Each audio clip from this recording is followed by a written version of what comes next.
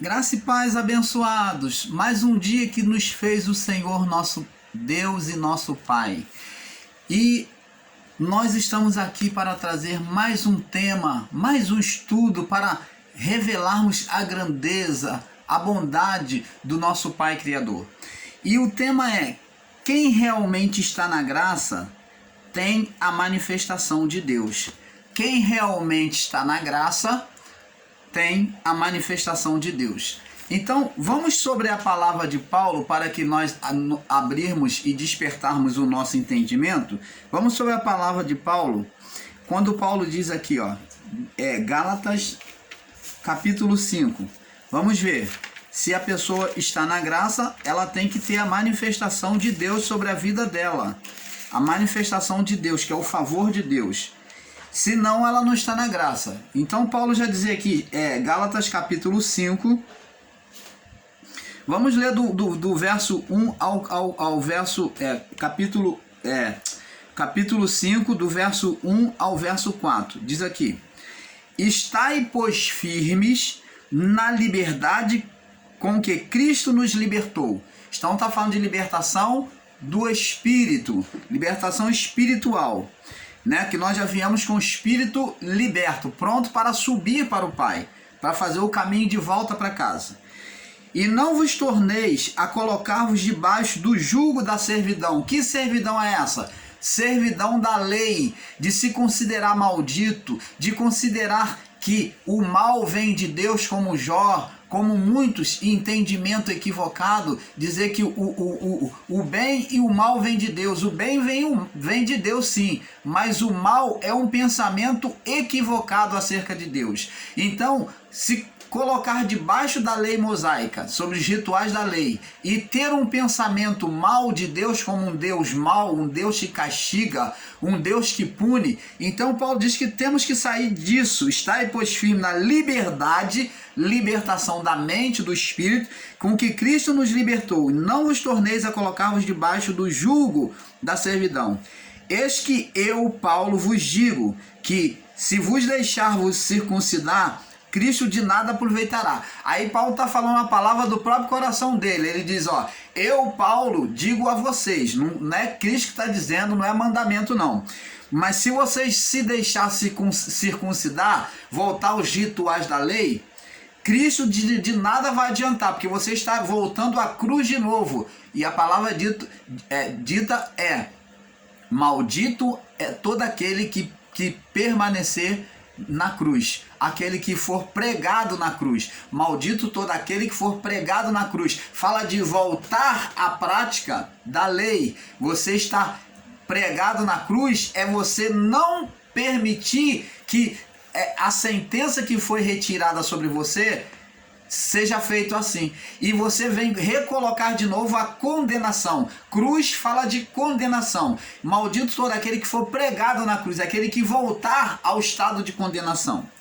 E diz aqui, e de novo o protesto, verso 3, Paulo dizendo, Gálatas agora no 5:3, de novo o protesto, que todo aquele homem que se deixa circuncidar está obrigado a guardar toda a lei. Então, se você quer viver a circuncisão, quer ser considerado filho de Abraão, homem espiritual, homem de Deus ou mulher de Deus, pelo que você faz, pelos rituais, pelos jejuns, pelos rituais que você faz, então você é obrigado a guardar toda a lei mosaica. Você está entendendo, mano? E aqui no verso-chave, que é o nosso verso, diz aqui: separado estais de Cristo. A pessoa se separa de Cristo. Quando na verdade Cristo veio a juntar, ela vem se separar, negando o sacrifício de Cristo na cruz. Quando ela volta a fazer os rituais mosaicos, quando ela volta a ter a imagem de Deus como um Deus condenador, como um Deus maligno, um Deus que põe ela na prova, que Deus traz o mal sobre ela. Então Paulo diz, separado você já está de Cristo, na sua mente, em considerar Deus mal e por considerar que você tem que fazer ritual da lei, ritual mosaico, para ser justificado por Deus. Então, separados estáis de Cristo, vós que vos justificais pela lei mosaica. E da graça, e da graça vocês têm de se retirado, vocês têm de caído. Então, sobre esta palavra aqui, nós vamos dar o início a esse estudo. Quem realmente está na graça tem a manifestação de Deus. Mas, como Paulo disse, muitos têm caído da graça. Muitos têm o entendimento equivocado, o entendimento errado acerca de Deus, da vontade de Deus, têm caído desta graça. Nem todos têm vivido o reino de Deus, a graça de Deus sobre a sua vida, que é a manifestação de Deus na vida do homem, em todos os sentidos, familiar, financeiro, material, em todos os sentidos, espiritual. Então, preste atenção, físico, na saúde, né? Mas existem muitas pessoas que se dizem estar em graça, mas não têm vivido o benefício desta graça. E é sobre isso que o canal Luzes da Graça vem aqui trazer a iluminação da palavra a vocês. Abençoados, apesar de muitos de nós fazermos a confissão de que estamos na graça de Deus, mas infelizmente nem todos têm vivido esta graça ofertada por Cristo. Hebreus 10, 38. Vamos lá no livro de Hebreus, capítulo 10, verso 38. Hebreus 10, 38, verso 38. Vamos ver aqui. Aqui diz aqui a palavra. Paulo diz aqui: mas o justo viverá pela fé. E se alguém se retirar, lá no livro de Gálatas, Paulo diz que eles têm saído da graça.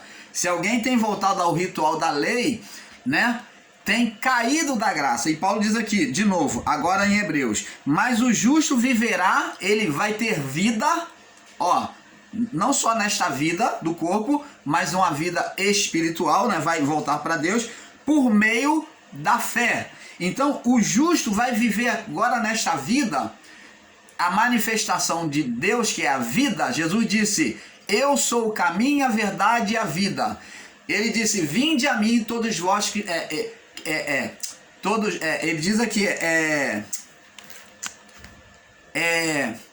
eu vim para que tenham vida e a tenham em abundância. E a vida é uma vida com Deus, é a vida aqui neste corpo. Quando a palavra de Deus fala, eu vim para que tenham vida, é uma vida de Deus, uma vida em Deus, manifesta sobre a vida do corpo. Não fala de uma promessa futura, mas sim a vida abundante, que é uma vida eterna. Aí está se referindo à vida do Espírito com Deus. Mas aqui, na vida do Espírito, junto à carne, do espírito humano junto à carne, sobre a manifestação de Deus, Jesus fala sobre esta vida. Eu vim para trazer vida a vocês nesta vida.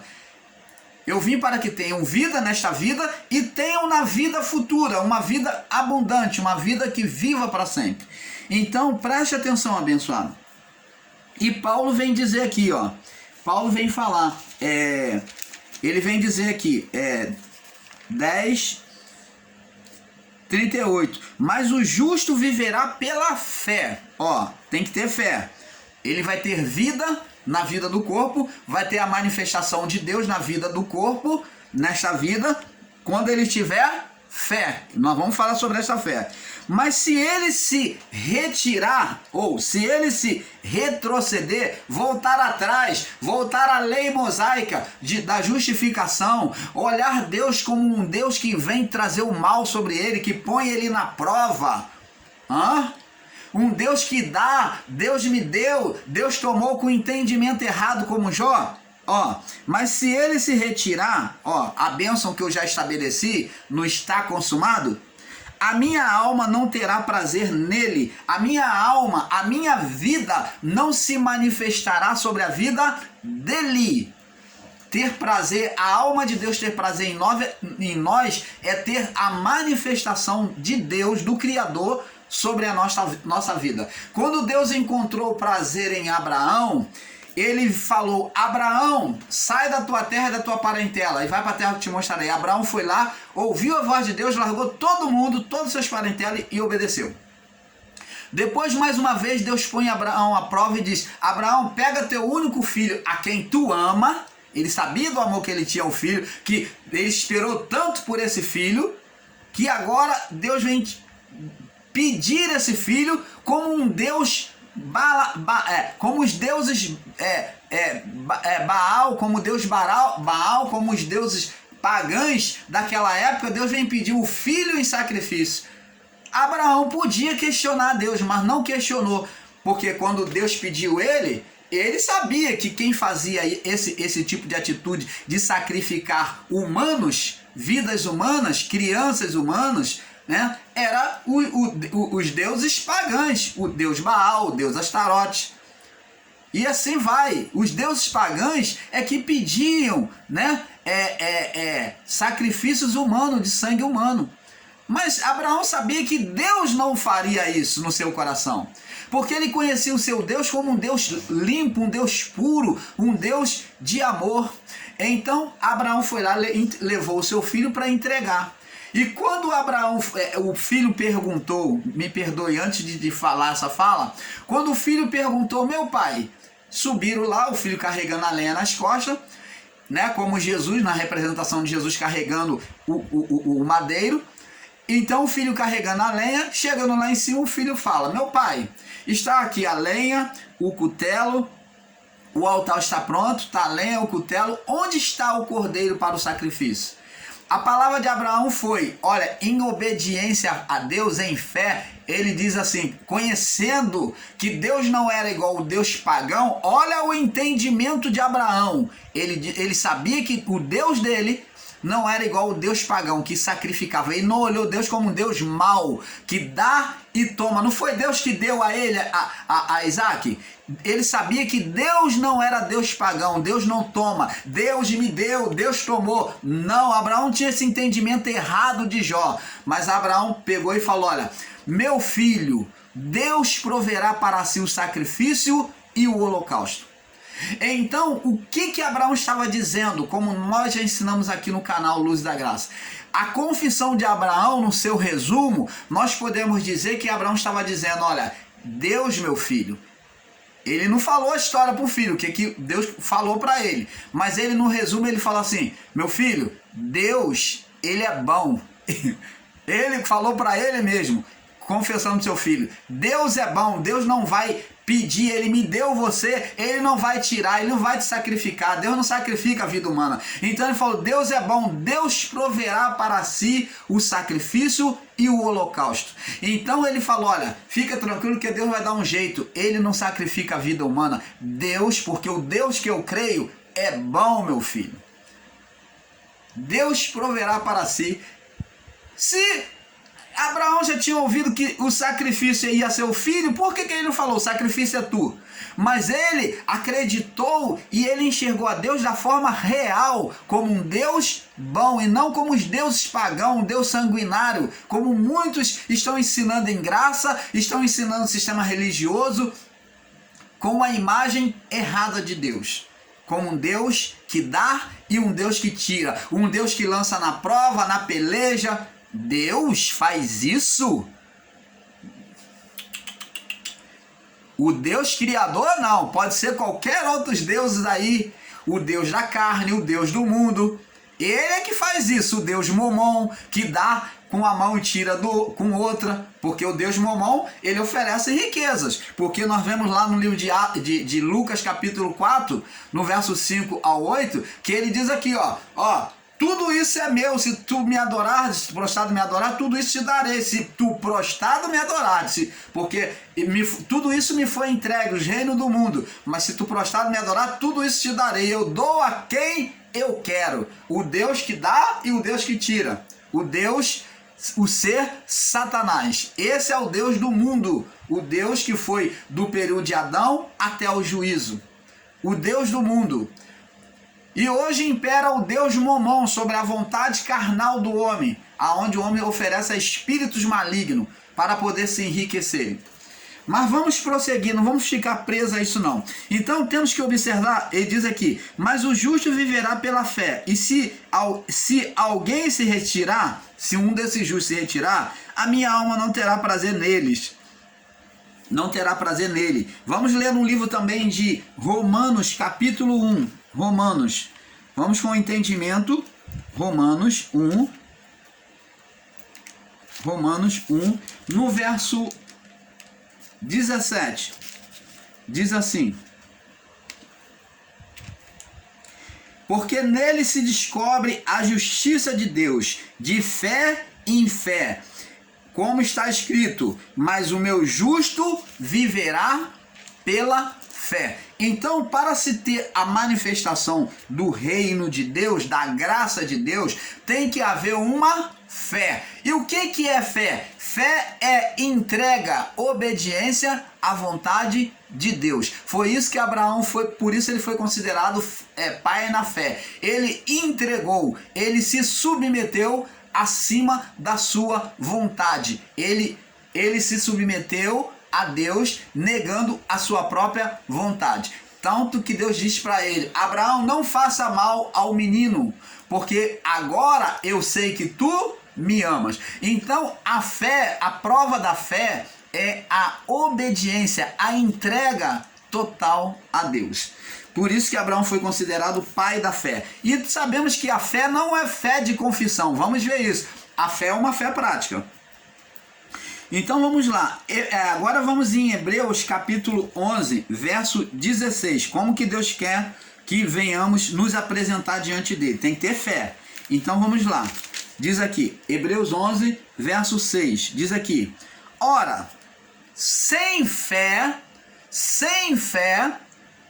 é impossível agradar a Deus. Vamos então resumir isso aqui. Sem fé é impossível manifestar Deus em nossas vidas. Agradar é trazer Deus para a nossa vida, trazer a manifestação de Deus para nossas vidas. Então, ora, sem fé é impossível agradar-lhe, porque é necessário que aquele que se aproxima de Deus, primeiro ponto, creia na sua existência. Creia nele como um Deus bom e não como um Deus que dá e tira, como um Deus mau. Creia que ele exista e que é um Deus bom, que é galardoador dos que o buscam. Ele vem galardoar, ele vem abençoar aqueles que pedem. Jesus disse: porque pedi e dar-se-vos-á, buscai e achareis, batei e abrir-se-vos-á. Porque todo aquele que pede, recebe. Os que buscam, acham, e os que batem, abrir-se-lhe-á. Ora, qual de vocês, Jesus fala, qual de vocês é o pai que, se o filho pede um pão, você dá no lugar do pão uma pedra para o seu filho? Vocês agem de forma maligna. Opa! Deus não pode ser mal aqui ao aproximarmos, ao estarmos com Ele. Aqui na nossa mente, no nosso coração, temos que ter uma imagem de um Deus abençoador, não de um Deus que condena, que amaldiçoa. Creia que Ele é galardoador. Jesus diz assim: qual de vós é o pai que, se o filho lhe pedir um peixe, lhe dará uma serpente? Ou se lhe pedir um ovo, lhe dará um escorpião? Ora, se a natureza humana, que é má, sabe dar boas dádivas aos vossos filhos, quanto mais Deus dará tudo aquilo que é bom aos que lhe pedirem. Opa, amado! Olha só como que Jesus, ele nos ensina a olhar para Deus com um olhar bom, com uma mente boa, como um Deus bom. Em momento algum, o pai da fé, Abraão, mesmo sabendo e considerando que os sacrifícios humanos, que já se fazia na sua época, que era ofertado aos deuses pagãos, ele sabendo disso, em momento algum, Abraão tomou Deus como um Deus mau. Mas a sua confissão foi o contrário. Deus fará para si o sacrifício e o holocausto, dizendo: meu filho, você não vai morrer hoje, Deus vai arrumar um recurso e vai fazer o sacrifício, porque Ele não faz isso não, Ele não sacrifica a vida humana, Deus é bom. Então, essa visão, esse entendimento perfeito de Abraão, que não existiu em Adão, né? Adão perdeu essa imagem perfeita de Deus, e os homens após Adão, todos eles, a maior parte deles, tiveram essa imagem errada de Deus. E o primeiro homem a ter uma imagem perfeita, que foi fixado como pai na fé, teve uma imagem perfeita de Deus e um coração entregue a ele, foi Abraão. Por isso se tornou referencial como pai da fé. Entrega e uma nitidez de quem é Deus, de como é Deus. Entrega, amor perfeito a Deus e entendimento de quem é Deus. Jó não teve, com toda a sua integridade, ele não tinha entendimento de Deus. Fidelidade ele tinha como de Abraão. Ele era homem íntegro, reto, que se desviava do mal. Então ele tinha esse perfil de Abraão. Porém, ele tinha uma imagem errada de Deus. De que Deus me deu, Deus tomou. Esperaríamos o bem de Deus e não o mal? Então lá Deus deixa ele perecer um pouquinho ali no corpo, na vida do corpo. Deixa ele sofrer um pouquinho, ele resmungar, ele se lamentar. Depois então Deus aparece para ele, vem ter um diálogo com ele, vem mostrar quem ele é. Após esse diálogo, Jó entende quem é Deus e ele olha para si e fala assim: o que eu estou fazendo aqui? Tá doendo, tá coçando, tá suporando as minhas úlceras fedorentas. Mas o que eu estou fazendo aqui diante de um Deus tão grandioso? Um Deus amoroso, benevolente, que fez tudo para o homem. Porque tudo isso Deus mostrou no seu diálogo. Mostrando o seu poder, o seu amor, a sua grandiosidade, a sua onipotência, onisciência, onipresença. Deus mostrou todas as suas qualidades para Jó nas representações, nas comparações que ele fazia. Após isso, então, Jó entendeu, e aquele pensamento errado que ele tinha acerca de Deus agora já não existia mais. Então, lá no capítulo 42, do verso 1 ao 6, ele fala assim: eu falei coisas maravilhosas demais para mim, coisas que eu nem entendia. Eu te conhecia só de ouvir. Eu nunca tive uma experiência contigo. Eu não te via aqui dentro de mim, eu tinha uma visão errada de ti. Mas agora os meus olhos te veem. Agora eu te vejo nitidamente. Ouvido não vê, mas ouvido ouve informação. Eu tinha informação acerca do Senhor, em fazer, obedecer, para me ser bem sucedido, e eu tinha medo até de perder tudo. Tanto que ele disse: naquilo que eu temia me sobreveio, o que receava me aconteceu. Aquilo que era comida repugnante para mim, agora é meu pão de cada dia. Mas agora eu me repudio, ele fala lá, 42, verso 1 ao 6. Eu me repudio, eu me condeno no pó e na cinza, as minhas atitudes todinha, de lamentações, de pobre coitado, de fazer uma imagem errada do Senhor. Por isso eu falei coisas maravilhosas demais para mim, coisas que eu nem entendia. Eu falei coisas vindas da emoção do coração humano. Mas agora os meus olhos te veem. Você está entendendo, amado? Tinha um amor a Deus, porém não tinha entendimento de Deus. Diferente de Abraão, que tinha amor e entendimento de Deus. Para se ver a manifestação do reino, tem que ter essas duas coisas. Para compreendermos o que é a graça de Deus, vamos aqui explicar a vocês. O primeiro ponto vamos lá no livro de Gênesis, vamos começar lá do início, aonde a graça foi manifesta. A graça de Deus diante de um homem perfeito. A graça de Deus. Gênesis capítulo 2, no verso... Gênesis capítulo 2...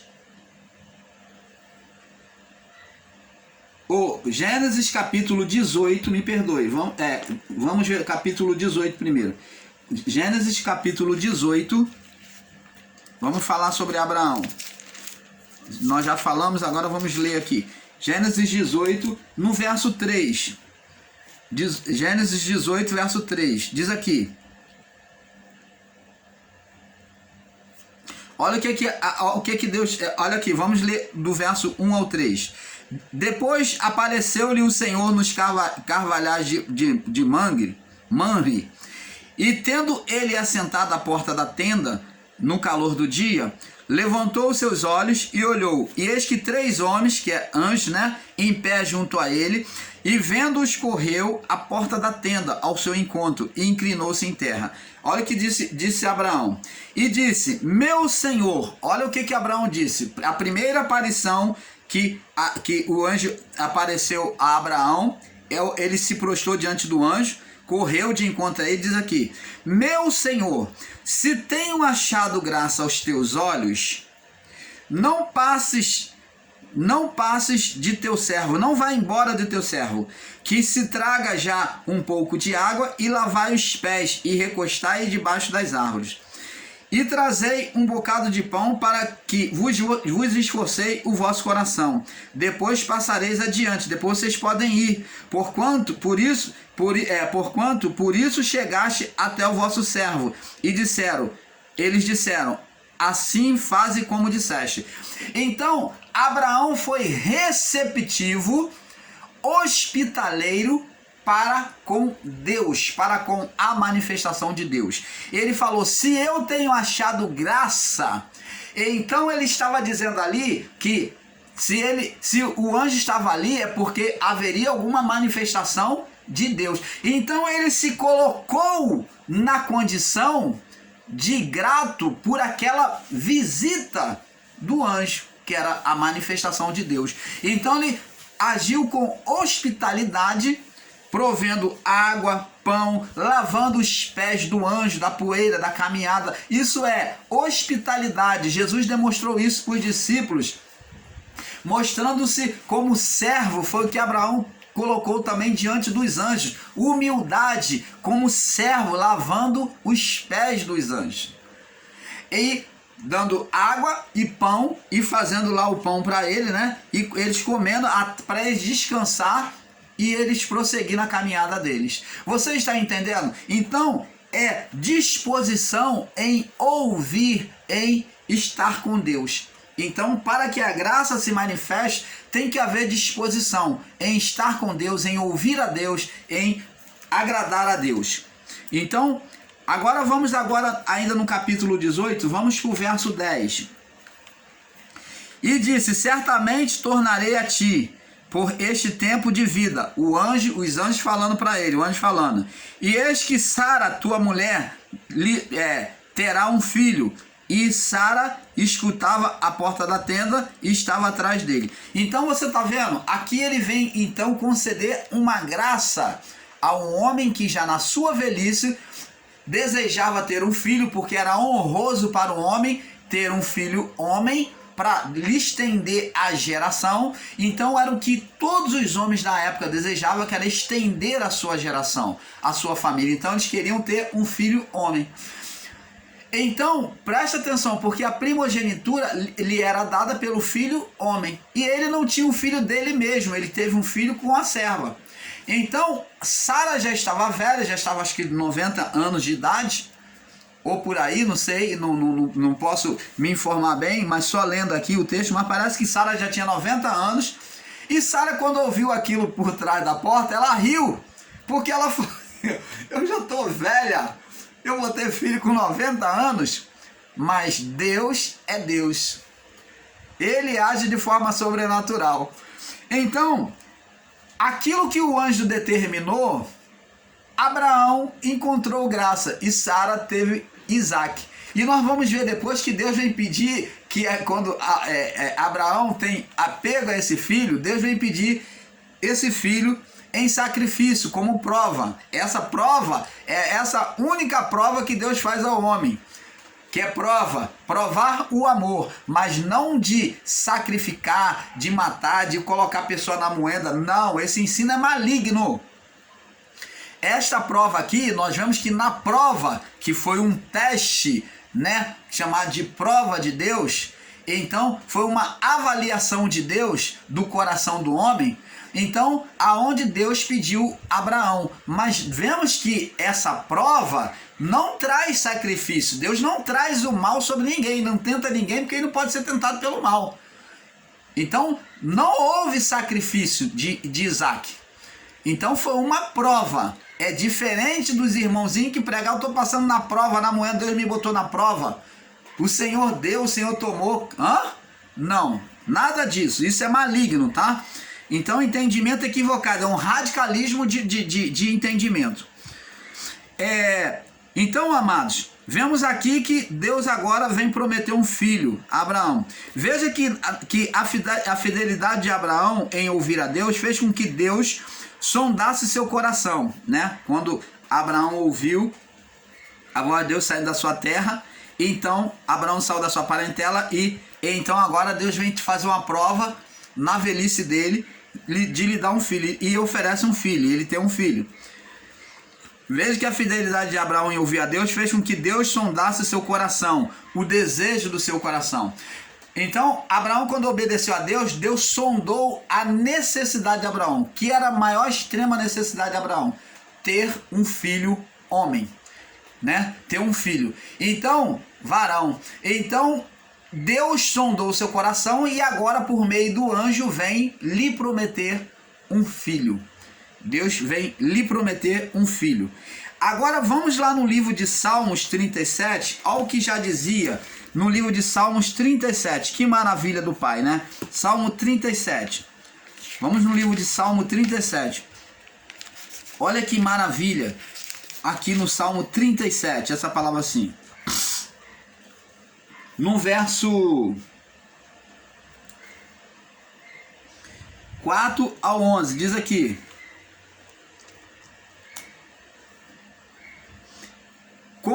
vamos ler do verso 3 ao 11, diz aqui: confia no Senhor e faz o bem, obedece ao Senhor e faz o bem, e ficarás e habitarás na terra, e verdadeiramente serás alimentado, serás cuidado por Deus. Olha só, graça de Deus sendo manifesta. Diz aqui no verso 4: deleita-te no Senhor, tenha prazer em obedecer ao Senhor, e Ele concederá os desejos do teu coração. Manifestação da graça pela obediência, pela entrega da vida em viver com Deus. Então tá aqui: deleita-te no Senhor e Ele concederá os desejos do teu coração.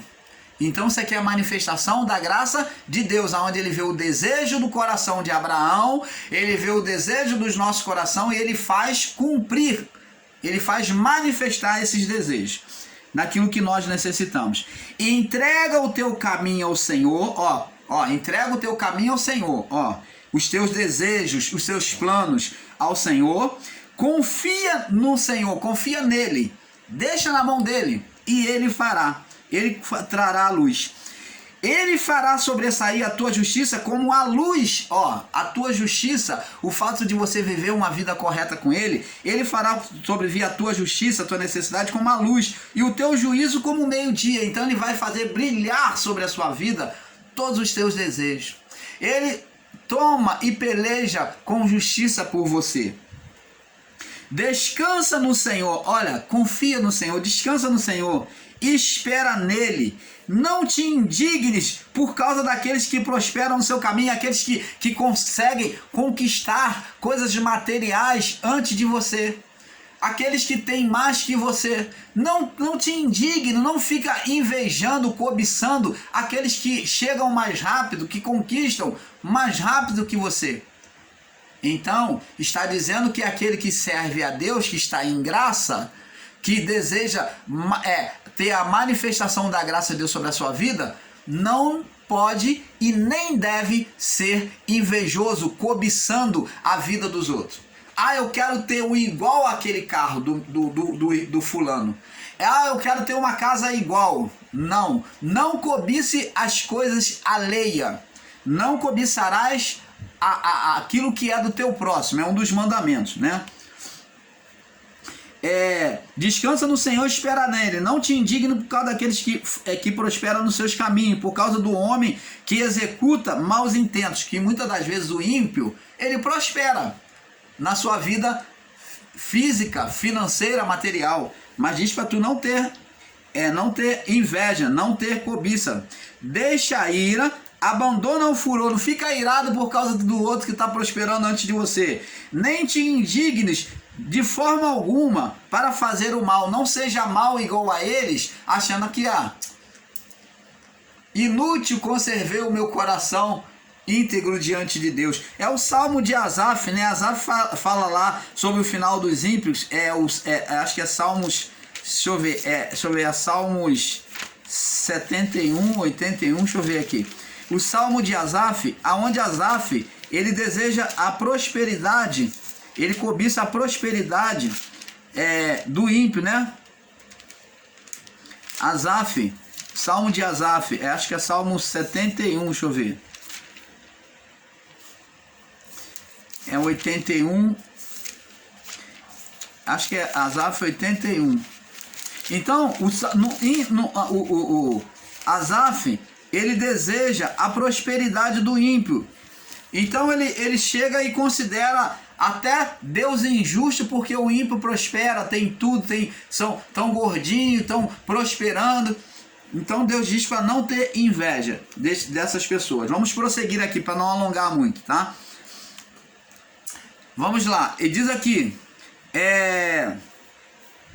veja, abençoados, que esta palavra foi fiel na vida de Abraão. Essas palavras do Salmo 137, né? Do 4 ao 11. Veja, abençoado, que essa palavra foi fiel na vida de Abraão, pois ele buscava agradar e entregar seu destino e suas caminhadas a Deus.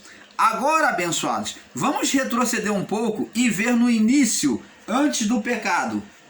Antes do pecado foi assim. Vamos lá, Gênesis, que nós iremos falar, vamos falar agora. Gênesis, no capítulo 2, no verso... Capítulo 2, verso 18 ao 24, diz assim: E disse o Senhor Deus, disse o Senhor Deus, não é bom que o homem esteja só, far-lhe-ei uma companheira idônea para ele. Aqui o homem ainda não havia entrado em estado de condenação, não havia pecado contra Deus, homem e a mulher. Havendo, pois, verso 19, o Senhor Deus, formado da terra todo animal do campo, toda ave do céu, trouxe Adão para ver como este lhe chamaria. E tudo que Adão chamou, toda alma vivente, isso foi o nome. Então Adão ficou na autoridade, com a autoridade de dar nome aos animais. Agora observa o verso 20 em diante.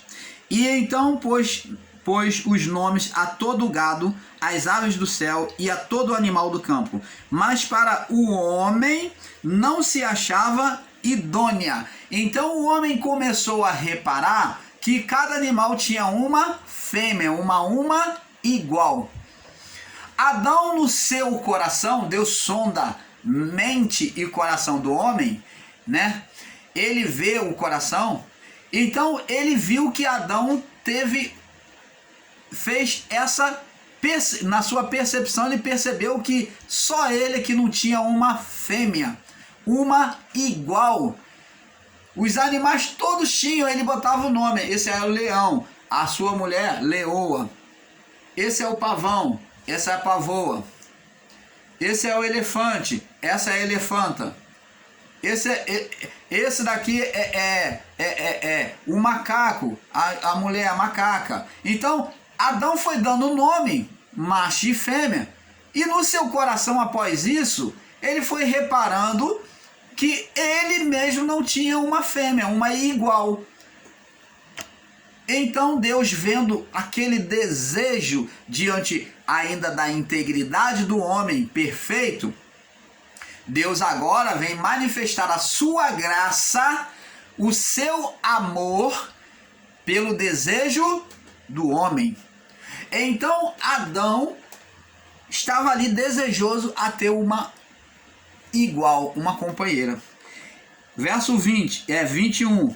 Então o Senhor Deus fez cair um sono pesado sobre Adão, no seu sono, quando ele foi dormir, e Deus tornou o sono dele pesado, como se Deus, ali, amados, nós vemos que Deus foi o primeiro cirurgião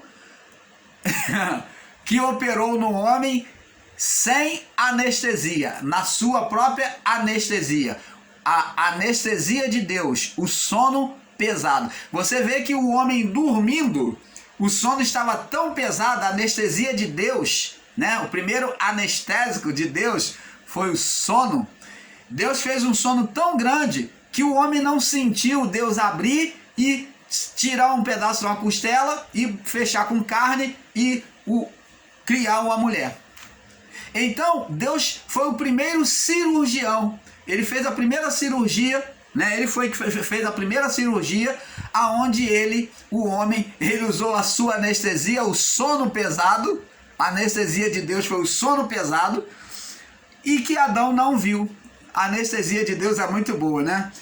Então, ele não sentiu nada. E tomou uma das costelas e cerrou a sua carne em seu lugar. Verso 22. E da costela que o Senhor Deus tomou do homem, formou uma mulher e trouxe Adão. E disse Adão, então Adão disse, esta agora é osso dos meus ossos e carne da minha carne. Essa é igual a mim. Essa é chamada mulher, porquanto do homem foi tomada.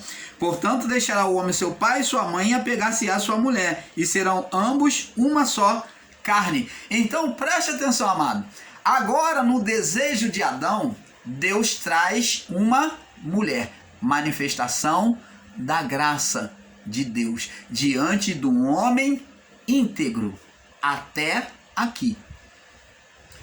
Então, até aqui, quem está em estado perfeito, vivendo com Deus, então tem a manifestação de Deus, da graça de Deus. A graça de Deus é a manifestação de Deus sobre os desejos do homem.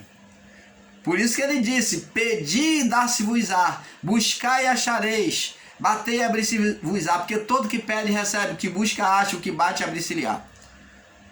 Então, Jesus ensina que nós devemos apresentar os nossos desejos ao Pai, mas para isto, também após lá esta palavra, ele diz que se perdoássemos os nossos próximos, também seríamos perdoados. Se não perdoássemos, seria perdoado.